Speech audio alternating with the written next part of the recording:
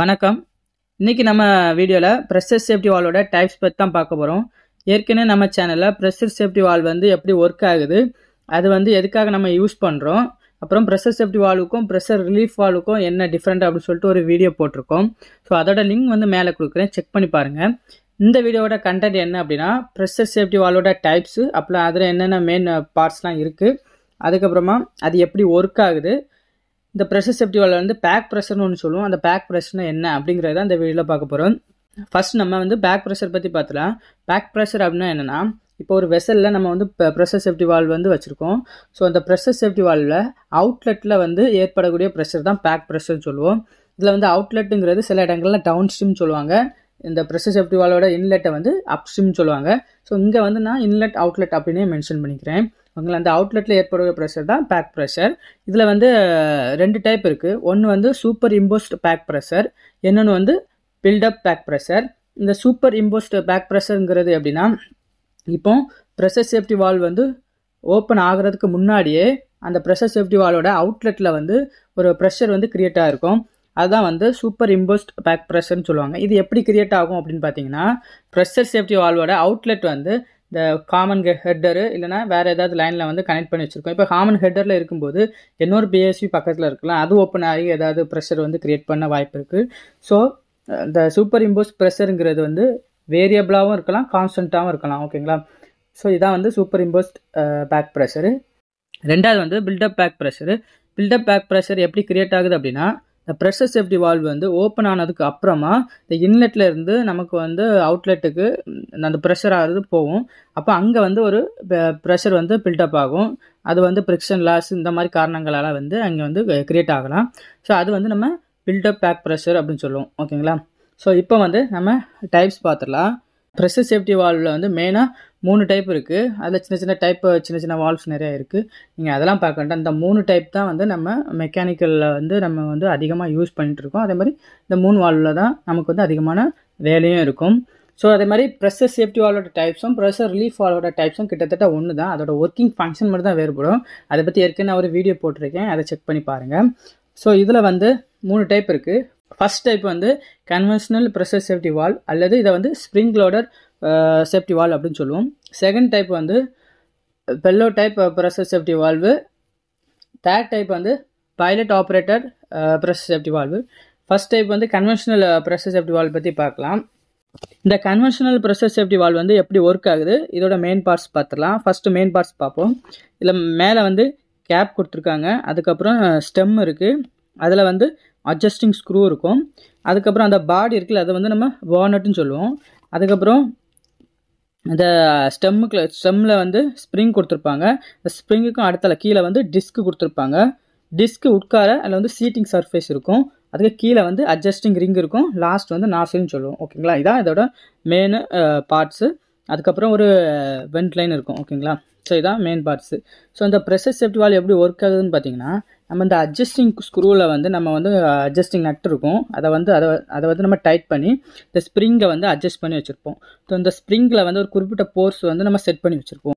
இந்த போர்ஸ் வந்து இந்த டிஸ்கில் ஆக்ட் ஆகி அந்த டிஸ்க் வந்து அந்த சீட்டோட நல்லா டைட்டாக வந்து இருக்கும். டைட்டாக இருக்கனால கீழேருந்து எந்த கேஸும் வந்து மேலே போகாது. இப்போ இந்த ப்ரெஷர் சேஃப்டி வால்வ் வந்து ஒரு வெசலில் ஃபிக்ஸ் பண்ணியிருக்கு அப்படின்னா, கீழே வந்து நமக்கு வந்து ஒரு 8 பார் இருக்குது. நம்ம ப்ரெஷர் சேஃப்டி வால்வ் வந்து ஒரு 10 பார் நம்ம செட் பண்ணி வச்சுருக்கோம் அப்படின்னு வச்சுக்கோங்க. இந்த வெசலோட ப்ரெஷர் வந்து ஒரு 10 பார்க்கு ரீச் ஆகும்போது அந்த ப்ரெஷர் வந்து இந்த டிஸ்கை லிஃப்ட் பண்ணிவிட்டு ஓப்பன் ஆகி நமக்கு அவுட்லெட்டில் போகும். மறுபடியும் இந்த வெசலோட ப்ரெஷர் கம்மியானதுக்கப்புறமா இந்த டிஸ்க் வந்து அந்த சீட் மேலே உட்காந்துரும். ஓகேங்களா? இதான் வந்து கன்வென்ஷனல் ப்ரெஷர் சேஃப்டி வால்வு. இந்த கன்வென்ஷனல் ப்ரெஷர் சேஃப்டி வால்வில் வந்து பேக் ப்ரெஷர் எங்கே வந்து அதிகமாக இருக்கோ அங்கே வந்து இந்த வால்வ் வந்து யூஸ் பண்ண முடியாது.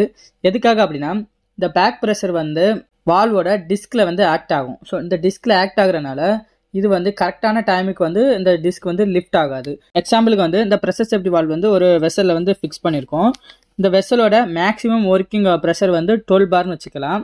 இந்த ப்ரெஷர் சேஃப்டி வால்வோட செட் ப்ரெஷர் வந்து 10 பாரு. நமக்கு வந்து பேக் ப்ரெஷரில் வந்து ஒரு 3 பார் வந்து இருக்குது அப்படின்னு வச்சுக்கலாம். ஓகேங்களா? ஸோ 3 பார் வந்து அந்த டிஸ்கில் வந்து ஆக்ட் ஆகிட்டு இருக்குது. ஓகேங்களா? அந்த ப்ரெஷர் சேஃப்டி வால்வோட டிஸ்கில் ஆக்ட் ஆகிட்டு இருக்குது. ஸோ நமக்கு வந்து இப்போ இந்த வெசலில் வந்து ப்ரெஷர் இன்க்ரீஸ் ஆகுது. அப்போ 10 பாரில் இந்த வால்வ் வந்து ஓப்பன் ஆகணும். அப்போ தான் இந்த ப்ரெஷர் சேஃப்டி, அப்போ தான் இந்த வெசல் வந்து சேஃபாக இருக்க முடியும். நமக்கு இந்த வால்வோட செட் ப்ரெஷர் வந்து 10 பார், பேக் ப்ரெஷர் வந்து 3 பார் வந்து ஆக்ட் ஆகுது. ஸோ டோட்டலாக 13 பார் ஆச்சு. இந்த வெசலோட மேக்ஸிமம் ஒர்க்கிங் ப்ரெஷரே 12 பார் தான். அப்படின்னா 13 பார் வரைக்கும் இந்த வெசல் வந்து தாங்காது, டேமேஜ் ஆயிரும் அல்லது வெடிச்சிரும். இங்கே வந்து பேக் ப்ரெஷர் 3 பாருங்கிறது செட் ப்ரெஷர்லேருந்து 30%, ஓகேங்களா. ஆனால் அந்த கன்வென்ஷனல் ப்ரெஷர் சேஃப்டி வால்வ் வந்து எங்கே வந்து 10%க்கு கீழே பேக் ப்ரெஷர் இருக்கும் அங்கே தான் யூஸ் பண்ண முடியும். எக்ஸாம்பிளுக்கு இதில் பார்த்தீங்க அப்படின்னா இதில் செட் ப்ரெஷர் 10 பார் அப்படின்னா நம்ம எங்கே பேக் ப்ரெஷர் 1 பாருக்கு கீழே இருக்கோ அங்கே தான் நம்ம வந்து யூஸ் பண்ண முடியும், ஓகேங்களா. ஸோ இங்கே வந்து நமக்கு பேக் ப்ரெஷர் 30% இருக்குது, ஓகேங்களா. 10 பாரில் 3 பாருங்கிறது வந்து 30%. ஸோ 30% இருக்க இடத்துல வந்து conventional pressure safety valve use பண்ண முடியாது. ரெண்டாவது வந்து bellow type pressure safety valve பற்றி பார்க்கலாம். இந்த பெல்லோ டைப் ப்ரெஷர் சேஃப்டி வால்வும் இந்த கன்வென்ஷனல் ப்ரெஷர் சேஃப்டி வால்வும் சேம் தான். ஒரே ஒரு டிஃப்ரெண்ட் தான், இங்கே வந்து பெல்லோ கொடுத்துருப்பாங்க. இந்த பெல்லோ எதுக்காக கொடுத்துருப்பாங்க அப்படின்னா நம்ம கன்வென்ஷனல் ப்ரெஷர் சேஃப்டி வால்வில் பார்த்த மாதிரி தான் அங்கே வந்து பேக் ப்ரெஷர் வந்து டிஸ்கில் ஆக்ட் ஆகும், அப்படி தானே. இப்போ டிஸ்கில் ஆக்ட் ஆகுறதுனால அந்த டிஸ்க் வந்து ஓப்பன் ஆக லேட் ஆகும். ஸோ அந்த டிஸ்கில் ப்ரெஷர் ஆக்ட் ஆகாமல் தடுக்கிறதுக்கு இங்கே வந்து ஒரு பெல்லை வந்து கொடுத்துருப்பாங்க. இந்த பெல்லை இருக்கனால இந்த ப்ரெஷர் சேஃப்டி வால்வோட டிஸ்கில் வந்து ஃபோர்ஸை ஆக்ட் ஆகாது, ஓகேங்களா. ஸோ இவ்வளோ தான் இதுக்கும் அதுக்கும் உள்ள டிஃப்ரெண்ட்டு. அதனால பேக் ப்ரெஷர் வந்து இது ஓரளவுக்கு வந்து தடுக்கிறதுனால இது வந்து எங்கெல்லாம் வந்து 50%க்கும் கீழே நமக்கு வந்து பேக் ப்ரெஷர் இருக்கோ அங்கே யூஸ் பண்ணுவாங்க.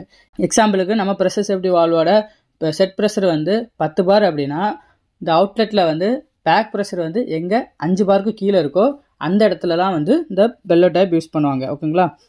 இந்த 2 வால்வுலையுமே நான் செட் ப்ரெஷர் அப்படின்னு ஒன்று சொல்லியிருப்பேன். இந்த செட் ப்ரெஷருங்கிறது எப்படி செட் பண்ணணும் அப்படின்னா அதுக்கு வந்து டெஸ்ட் பெஞ்ச் மிஷின் உண்டு, அதை வச்சு டெஸ்ட் பண்ணுவாங்க. அதை தான் வந்து கேலிப்ரேஷன் சொல்லுவாங்க. இந்த ப்ரெஷர் சேஃப்டி வால்வை வருஷத்துக்கு ஒருக்கா அல்லது சில சேஃப்டி வால்வை வந்து 2 வருஷத்துக்கு ஒருக்கா இதை வந்து கேலிப்ரேஷன் பண்ணுவாங்க. கேலிப்ரேஷன் பண்ணும்போது அதை மெயின்டெனன்ஸ் ஒர்க்கும் பண்ணிடுவாங்க, ஓகேங்களா. ஸோ இதில் வந்து நம்ம செட் ப்ரெஷர் எப்படி செட் பண்ணுறது அப்படின்னா நான் இதில் வந்து பார்ட்ஸை எக்ஸ்பிளைன் பண்ணும்போது அட்ஜஸ்டிங் ஸ்க்ரூன்னு சொல்லியிருப்பேன், ஓகேங்களா. இந்த அட்ஜஸ்டிங் ஸ்க்ரூவை வந்து அட்ஜஸ்ட் பண்ணி தான் நம்ம இதை டைட் பண்ணுறது லூஸ் பண்ணுறது நம்ம பண்ணணும். ப்ரெஷர் வந்து அதிகமாக ஹோல்ட் பண்ணணும் அப்படின்னா அந்த அட்ஜஸ்டிங் ஸ்க்ரூவை வந்து நம்ம டைட் பண்ணணும். இந்த வால்வ் வந்து கம்மியான ப்ரெஷர்லேயே ஓப்பன் ஆகணும் அப்படின்னா அந்த அட்ஜஸ்டிங் ஸ்க்ரூவை வந்து லூஸ் பண்ணணும். லூஸ் பண்ணிவிட்டு அதில் வந்து ஒரு லாக் நட் கொடுத்துருப்பாங்க. அந்த லாக் நட்டை வந்து நம்ம டைட் பண்ணணும். இந்த கேலிப்ரேஷன் வந்து ஒரு பெரிய ப்ராசஸ்ஸு. இதை வந்து நான் தனியாக ஒரு வீடியோவில் எக்ஸ்பிளைன் பண்ணி, ஓகேங்களா. இதில் வந்து நான் உங்களுக்கு ஷார்ட்டாக சொல்லியிருக்கேன், ஓகேங்களா. இந்த மாதிரி தான் வந்து கேலிப்ரேஷன் பண்ணுவாங்க இந்த 2 வால்வுலையுமே. இந்த 2 வால்வுமே டிஃப்ரென்ஸ் நீங்கள் எப்படி கண்டுபிடிக்கணும் அப்படின்னா ஒன்று வந்து அந்த டேக்லேயே வந்து கன்வென்ஷனல் பிஎஸ்யூ அதில் பெல்லோ டைப்னு கொடுத்துருப்பாங்க. இல்லை அப்படின்னா அதில் வந்து ஒரு பிளக் இருக்கும். நான் ஆல்ரெடி வென் பிளக்னு காமிச்சிருப்பேன் இந்த பார்ட்ஸில். ஸோ இந்த வென் பிளக்கில் நீங்கள் கன்வென்ஷனல் பிஎஸ்யூவில் இந்த வென் பிளக் வந்து க்ளோஸாக இருக்கும், ஓகேங்களா. இதே பெல்லோ டைப்பில் பார்த்தீங்கன்னா அதில் வந்து வென் பிளக்கில் வந்து ஓப்பன் விட்டுருப்பாங்க அல்லது சின்ன பிரீத்தர் இல்லை ஸ்டெயின்னு சொல்லலாம், இல்லை சின்ன வலை மாதிரி போட்டு வச்சுருப்பாங்க, ஓகேங்களா. இந்த மாதிரி இருக்கும், அதாவது ஓப்பனாக இருக்கும். இதான் இந்த 2 வால்வுக்குள்ள டிஃப்ரெண்ட்டு. அப்புறம் இன்னொன்று வந்து சில ப்ரெஷர் சேஃப்டியோட அவுட்லெட் வந்து அட்மாஸ்பியரில் விட்டுருப்பாங்க. அதாவது டாக்ஸிக் கேஸாக இருக்காது, நார்மல் ஏராக இருக்கலாம், நார்மல் ஏதாவது நைட்ரஜன் கேஸ், நார்மல் கேஸ் ஏதாவது இருக்கும். ஸோ அந்த மாதிரி இருக்க இடத்துல வந்து அட்மாஸ்பியரில் விட்டுருப்பாங்க. அந்த பிஎஸ்யூ எல்லாமே கன்வென்ஷனல் டைப் பிஎஸ்யூவாக தான் இருக்குது. ஏன்னா அங்கே எந்த பேக் ப்ரெஷருமே ஆக்ட் பண்ண போகிறதில்ல, ஓகேங்களா. மற்றபடி மெயினாக வந்து ஏதாவது ஹெட்டரில் கனெக்ட் பண்ணியிருக்குது, அப்புறம் இந்த ஃப்ளேர் கூட கனெக்ட் பண்ணியிருக்குது, டாக்ஸிக் கேஸு இந்த மாதிரிலாம் இருக்கிறது வந்து மேக்ஸிமம் வந்து பெல்லோ டைப் வால்வாக தான் இருக்கும், ஓகேங்களா. மூணாவதாக pilot operator pressure safety valve பற்றி பார்க்கலாம். இதில் ஃபஸ்ட்டு மெயின் பார்ட்ஸ் எல்லாத்தையும் பார்த்துடலாம். இதில் வந்து பார்ட்ஸ் வந்து 2 இருக்கும், ஓகேங்களா. ஸோ மெயின் வால்வு ஒன்று. மெயின் வால்வில் வந்து உள்ள வந்து பிஸ்டன் இருக்கும். பிஸ்டன் அதை வந்து நம்ம டிஸ்க் அப்படின்னு சொல்லலாம். பிஸ்டன் வந்து இருக்கிறதுக்கு சீட் இருக்கும். அதுக்கப்புறம் பிஸ்டனுக்கு மேலே வந்து டோம் இருக்கும், கீழே வந்து இன்லெட்டு, அதுக்கப்புறமா சைடில் வந்து அவுட்லெட், ஓகேங்களா. இந்த இன்லெட்டை வந்து அப்ஸ்ட்ரீம் சொல்லலாம், இந்த அவுட்லெட்டை வந்து நம்ம டவுன் ஸ்ட்ரீம் சொல்லலாம்.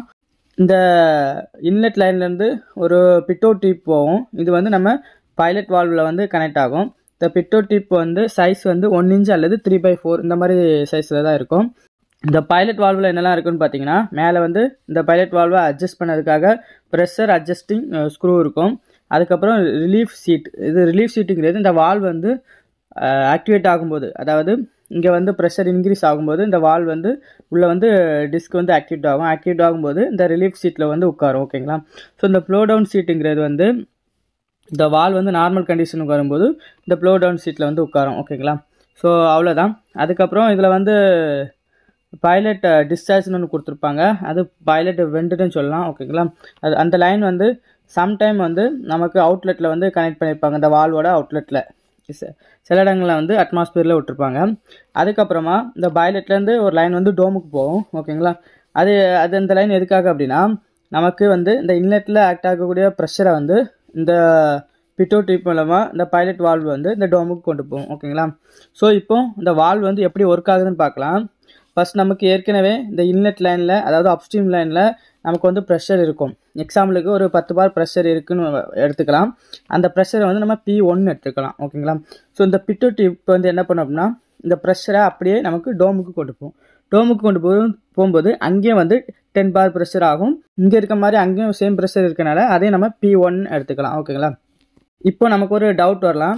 இப்போ கீழேயும் சேம் ப்ரெஷர், மேலேயும் சேம் ப்ரெஷருங்கும்போது இந்த பிஸ்டன் வந்து 50-50 மூவ் ஆக வாய்ப்பு இருக்கலாம் அப்படின்ட்டு. ஆனால் அப்படி ஆகாது, இந்த சீட்டில் தான் இருக்கும். ரீசன் என்னென்னா மேலே வந்து டோமில் வந்து நமக்கு வந்து ஸ்பேஸ் வந்து அதிகமாக கொடுத்துருப்பாங்க, அதாவது ஏரியா வந்து அதிகமாக கொடுத்துருப்பாங்க. இப்போ நம்ம ஃபோர்ஸோட ஃபார்முலா பார்த்தீங்கன்னா F = ப்ரெஷர் இன்டு ஏ. ஏரியா வந்து இன்க்ரீஸ் ஆகும்போது ஃபோர்ஸ் இன்க்ரீஸ் ஆகும். ஓகேங்களா? ஸோ மேலே வந்து சேம் ப்ரெஷராக இருந்தாலும் ஏரியா வந்து அதிகமாக இருக்கிறதுனால மேலே வந்து அதிகமான ஃபோர்ஸ் வந்து ஆக்ட் ஆகும். அதிகமாக ஃபோர்ஸ் ஆக்ட் ஆகுறதுனால அந்த டிஸ்க்கு அல்லது பிஸ்டன் வந்து இந்த சீட்டில் வந்து ரொம்ப அழுத்தமாக வந்து இருக்கும், ஓப்பன் ஆகாது. ஓகேங்களா? இது வந்து நார்மல் கண்டிஷனில். இப்போ வந்து இந்த வால் வச்சிருக்கக்கூடிய வெசல் வந்து ஓவர் ப்ரெஷர் ஆகுது அப்படின்னா எக்ஸஸ் ப்ரெஷரை வந்து இது ரிலீஸ் பண்ணணும். அப்படி தானே? அந்த டைம் என்ன பண்ணும் அப்படின்னா இப்போ நம்ம ஆல்ரெடி சொன்னோம் 10 பார் அப்படின்னு சொன்னோம். ஓகேங்களா? இந்த 10 பார் வந்து இன்க்ரீஸ் ஆகும்போது என்ன ஆகும் அப்படின்னா மறுபடியும் அந்த பிட்டோட் டியூப் வழியாக இங்கே வந்து ப்ரெஷர் இன்க்ரீஸ் ஆகும். பைலட் வால்வில் நம்ம 10 பார் தான் செட் பண்ணி வச்சுருப்போம். ஓகேங்களா? ஸோ அப்போ என்ன பண்ணோன்னா இந்த பைலட் வால்வ் ஆக்டிவேட் ஆகி இந்த டோமுக்கு போகக்கூடிய லைனை வந்து க்ளோஸ் பண்ணுறோம். இந்த ரிலீஃப் சீட்டுக்கு போகிறனால இந்த டோமில் இருக்க லைன் வந்து க்ளோஸ் ஆகிரும். டோமில் இருக்க லைன் க்ளோஸ் ஆகிறனால மேற்கொண்டு அங்கே வந்து ப்ரெஷர் வந்து பில்டப் பண்ண முடியாது. ஸோ இந்த இன்லெட் லைனில் வந்து ப்ரெஷர் வந்து இன்க்ரீஸ் ஆகி இந்த பிஸ்டன் அல்லது டிஸ்கை வந்து மேலே தூக்கும். நமக்கு அவுட்லெட்டில் வந்து எக்ஸஸ் ப்ரெஷர் வந்து ரிலீஸ் ஆகிரும். ஓகேங்களா? மறுபடியும் இந்த வால்வ் கனெக்ட் பண்ணியிருக்கக்கூடிய வெசலோ அல்லது லைனை வந்து நார்மல் கண்டிஷன் ஆன பிறகு இந்த பைலட் வால்வில் இருக்கக்கூடிய இந்த டிஸ்க்கு வந்து ப்ளோ டவுன் சீட்டுக்கு வந்துடும். ஸோ அதுக்கப்புறம் மறுபடியும் நார்மல் கண்டிஷனுக்கு இந்த வால்வ் வந்து வந்துடும். இது வந்து இப்படி தான் ஒர்க் ஆகுது. இதில் நீங்கள் பார்த்துருப்பீங்க இந்த அவுட்லெட்டில் வந்து எந்த பேக் ப்ரெஷருமே ஆக்ட் ஆக முடியாது. ஏன்னா பிஸ்டன் வந்து இது உள்ளே இருக்கக்கூடிய ப்ரெஷர்னாலேயே அது வந்து மெயின்டைன் ஆகுது. ஸோ அவுட்லெட்டில் வந்து எந்த பேக் ப்ரெஷருமே ஆக்ட் ஆகாது. அதனால தான் இந்த வால்வை வந்து எங்கெல்லாம் வந்து 50%க்கும் மேலே வந்து பேக் ப்ரெஷர் இருக்கும் அங்கே வந்து யூஸ் பண்ணுறாங்க. ஓகேங்களா? ஸோ இந்த பக்கத்தில் ஒரு படத்தில் கொடுத்துருக்கேன். இந்த மாதிரி தான் நமக்கு ஃபீல்டில் வந்து இந்த வால்வ் வந்து இருக்கும். சில நேரங்களில் சில டிசைன் சேஞ்சஸ் வந்து இருக்கலாம். ஓகேங்களா? ஸோ முக்கியமாக நம்ம இந்த வீடியோவில் பார்த்தது 3 டைப் ஆஃப் வால்வ் பார்த்துருக்கோம். இதில் இந்த 3 டைப் ஆஃப் வால்வுமே நம்ம மெயின்டெனன்ஸ் டீம் வந்து கேலிப்ரேஷன் பண்ணுற மாதிரியும் மெயின்டெனன்ஸ் பண்ணுற மாதிரியும் இருக்கும். அதே மாதிரி எல்லா இன்டர்வியூஸ்லையும் இந்த 3 வால்வோட பார்ட்ஸ் வந்து கேட்பாங்க. நான் இன்னொரு வீடியோவில் இந்த கேலிப்ரேஷன் டீட்டெயில்ஸ் அப்புறம் இந்த ஓவர்கலிங் வீடியோ வந்து நான் போஸ்ட் பண்ணுறேன். நீங்கள் முக்கியமாக இந்த கன்வென்ஷனல் பிஎஸ்வியும் பெல்ல பிஎஸ்வியும் வந்து அதோட பார்ட்ஸ்லாம் படித்து வச்சுக்கோங்க. கண்டிப்பாக வந்து நிறைய இன்டர்வியூஸில் கேட்பாங்க. இந்த வீடியோ வந்து உங்களுக்கு ஹெல்ப்ஃபுல்லாக இருக்கும்னு நம்புகிறேன். தேங்க்ஸ் ஃபார் வாட்சிங்.